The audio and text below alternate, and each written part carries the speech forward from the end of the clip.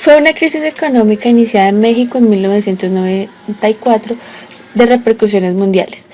Fue provocada por la falta de reservas internacionales, causando la devaluación del peso mexicano durante los primeros días de la presidencia de Ernesto Zedillo.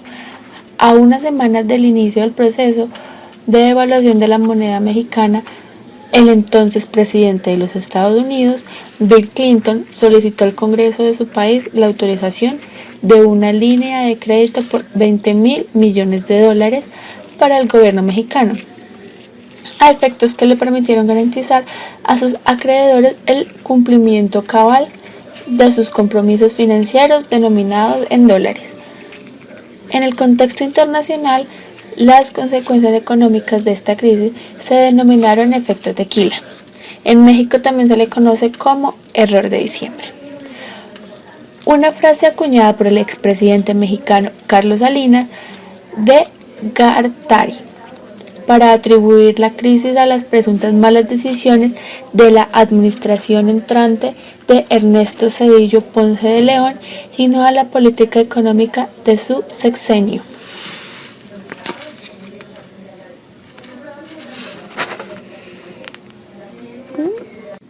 Las causas de la crisis económica de México fue causada gran parte por el Tratado de Libre Comercio de América del Norte, que entregó el vigor el 1 de enero de 1994.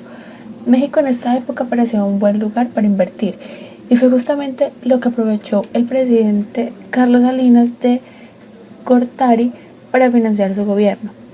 Esto se hizo a través de tesobonos y CETES. Estos bonos eran una especie de deudas a corto plazo. Se compraban y vendían en pesos, pero estaban protegidos contra los efectos de una posible devaluación. Al cotizarse en dólares, al momento de cambiarlos en pesos se pagaban en tipo de cambio vigente.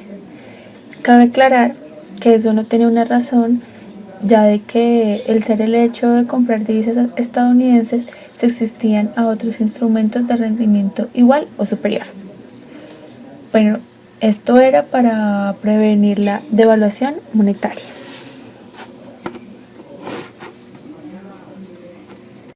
Durante la administración del presidente Carlos Salinas de Gortari, entre 1988 y 1994, quien incrementó el gasto fiscal a niveles históricos antes de terminar su mandato, mientras el presidente mexicano se sobrevaluaba.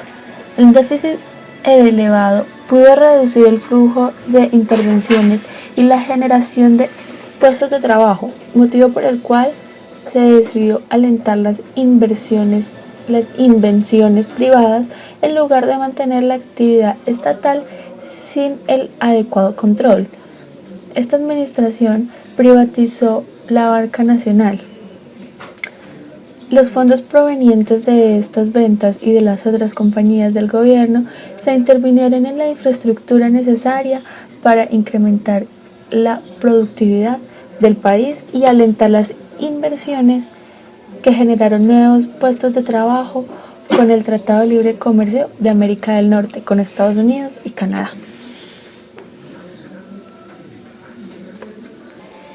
La mayoría de economistas e historiadores económicos, como Scott, reconocen varios eventos y políticas macroeconómicas de la administración de Salinas que proporcionan la crisis económica de 1994. Primero, 1994 fue el último año del sexenio de Salinas, quien, siguiendo la tradición del PRI en cada año de elecciones, inició un increíble alto gasto gubernamental en obras públicas, lo cual se tradujo en un déficit histórico. 2. Para poder mantener este déficit de cuenta corriente histórico con un 7% del PIB, Producto Interno Bruto, Salinas emitió los tesobonos en un tipo de instrumento de deuda que aseguraban el pago de dólares en lugar de pesos mexicanos. El decreto de los tesobonos se publicó en el Diario Oficial en el 27 de junio de 1989. En este mismo año se realiza la primera emisión por un monte de $10 millones, con un plazo de 182 días y una tasa nominal al vencimiento de 34.5% anual. 3. México experimentó común en esos días prácticas bancarias no reguladas que permitieron la obtención de créditos en exceso que luego fueron de difícil recuperación. Algunos miembros de la familia de Salinas, como su hermano Raúl, fueron encarcelados y fueron acusados de transacciones ilícitas. 4. El candidato presidencial del Partido Revolucionario Industrial, favorito para las elecciones, Luis Donaldo Colosio, fue asesinado el 23 de marzo de este año. Esto provocó que el saldo de los tesobonos se situaran en 7.049 millones de pesos. Esto fue un incremento del 83% respecto al año de diciembre. Y unos meses después, José Francisco Ruiz Massieu, secretario general del PRI, quien también fue asesinado el 28 de septiembre. 5. El EZLN fue una rebelión insurgente de Chiapas. Le declaró la guerra al gobierno el 1 de enero. Aunque el conflicto armado terminó 2 semanas después, las inconformidades y peticiones de los insurgentes eran causa de la preocupación, especialmente para los inversionistas. A la salida de esta crisis se le llamó paquete de emergencia. Estados Unidos intervino rápidamente comprando pesos del mercado para enviar una mayor devaluación del peso. Sin embargo, esta medida no era lo suficiente. El presidente estadounidense Bill Clinton solicitó al Congreso enviar un paquete de rescate. Sin embargo, diversos representantes del Congreso que se habían opuesto al TLCAN veían esta crisis como un resultado del tratado. El Congreso votó en contra de la aprobación de fondos de rescate, pero algunas personas dentro del Tesoro estadounidense encontraron una vía legal para enviar el rescate por medio del Fondo de Estabilización de Divisas, lo cual no requería la aprobación del Congreso de los Estados Unidos. Así enviaron de los Estados Unidos $20.000 millones, a los cuales se les añadieron casi $30.000 millones más, $17.000 millones del Fondo Monetario Internacional, $10.000 millones del Bank of International Settlement, $1.000 millones del Banco de Canadá en forma de swaps de corto término y $1.000 millones más provenientes de diversos países latinoamericanos, entre ellas Argentina y Brasil, cuyas economías eran severamente afectadas por los efectos de la crisis mexicana. El dólar se estabilizó a un precio de 6 pesos y por los siguientes 2 años, antes de ser afectado por la crisis financiera asiática de 1998, se mantuvo entre 7 y 7.7 pesos. Todo esto tuvo cambios en la política. Comprometido para cumplir las obligaciones del Tratado de Libre Comercio de América del Norte, el gobierno mexicano no recurrió a las prácticas tradicionales de los países latinoamericanos en tiempos de crisis, como el control de capitales que podía haber prolongado la crisis. Tal fue el caso con las crisis sudamericanas del 2001 y del 2002, sino que introdujo controles estrictos en la política fiscal. Continuó con su política de libre comercio y libre flotación.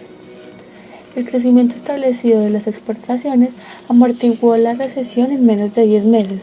La tasa de crecimiento mensual del PIB ya era positiva.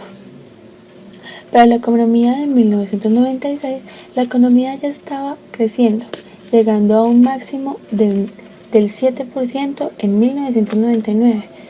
Y en 1997, México pagó por adelantado todos los préstamos de Estados Unidos.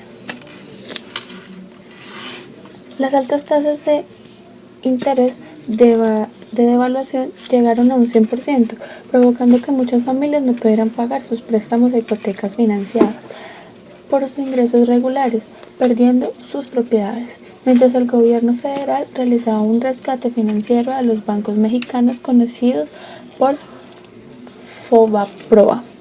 Estas medidas de sinceramiento de la economía no fueron acompañados por un proceso de reevaluación de la deuda de morosos, lo cual podría haber salvado la ruina de miles de personas, y el rescate financiero se sigue pagando actualmente. La pobreza no se reduce y los programas sociales se pueden ejecutar libremente gracias a un aviso legal que dicta este programa es de apoyo social y no tiene ningún fin partidista. Por el aparente incremento de los ingresos producto de la política económica basado en el crédito de bajo monto que se ofrece en la población general. La crisis económica en la que vive el sistema financiero internacional comenzó entre los países asiáticos, aquellos conocidos hasta hace poco como tigres asiáticos. Estos países hoy sufren de una economía muy deprimida causada por la avalancha de problemas que cayeron sobre conocidas tales como desempleo creciente, pérdida de renta nacional, reducción violenta de su PIB, salida extraordinaria de capitales, reducción en sus aparatos productivos, caída en la demanda, etc. La crisis de Asia, que invadió casi todos los países de este continente, incluyó Japón. Ante un ejemplo de crecimiento y de prosperidad económica, contaminó Rusia. Una vez más, se repitieron los mismos problemas que en las naciones emergentes asiáticas, pero aún Rusia declaró la quiebra total, simplemente no cumplió con sus compromisos financieros internos y externos. La crisis económica de Rusia se le conoció como efecto Boca. Cruzó tierra y mar para contaminar Brasil, el país con el mayor mercado y más grande industria de Latinoamérica. Existen diferencias entre Brasil, Tailandia, Corea y Rusia.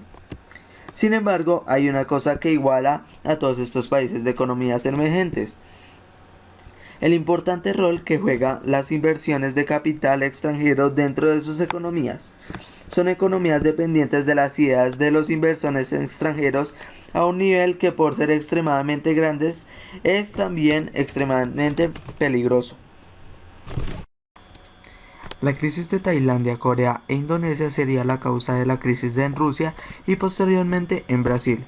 Con el Plan Real, paquete de medidas económicas aplicadas por Brasil, se obtuvo una economía estable, que eliminó la inflación, uno de los problemas endémicos de su economía y de muchas otras economías de la región. Aumentó la renta nacional, el empleo, el consumo y las inversiones directas internacionales. Los índices de crecimiento económico sin duda fueron importantes. Sin embargo, con la crisis económica de Rusia comenzaron a salir los capitales de corto plazo, que llegaron a representar hasta septiembre de 1998 más de 74 millones de dólares. Para frenar el desangramiento de sus reservas internacionales, el gobierno fue forzado a aumentar la tasa de interés para intentar evitar la catástrofe económica total. A partir de septiembre de 1998, las reservas habían bajado en más de 50.000 millones de dólares, obligando al gobierno a desvalorizar la moneda de Brasil real, en torno del 30%, para frenar la salida de las reservas, atraer capitales y aumentar las exportaciones nacionales, como una forma de controlar los ataques de especuladores internos y externos. La inflación efectiva disminuyó en el primer semestre de 1994. Estaba con un 43.1%. En el segundo pasó a un 31%. En 1995 terminó en 1,5% y siguió disminuyendo hasta 1999. Se dio un gran crecimiento económico, se mejoraron las condiciones de vida, disminuyó el porcentaje de pobreza y a mediados de 1995 hubo un superávit primario y déficit operativo reducido. Se aplicó la política cambiaria por medio de la estabilización, reducción de la inflación, reforma al sector financiero y la transformación productiva. En cuanto al estado actual del país, para 2002, en términos de política económica, con la continuación de medidas de ajuste fiscal, se produjo un incremento del 3,7% en el Producto Interno Bruto del país, pasando por una situación bastante diferente e indicativa de reacción económica. La meta de inflación se mantuvo por debajo del valor de la meta establecida, que era 8%. Las medidas del Plan Real y las políticas cambiarias favorecieron a bajar incrementos inflacionarios. Los tipos de interés presentados por una baja de niveles a la crisis económica de Asia causó un movimiento positivo que generó espacio para volverlas a subir y con esto apoyar las políticas fiscales.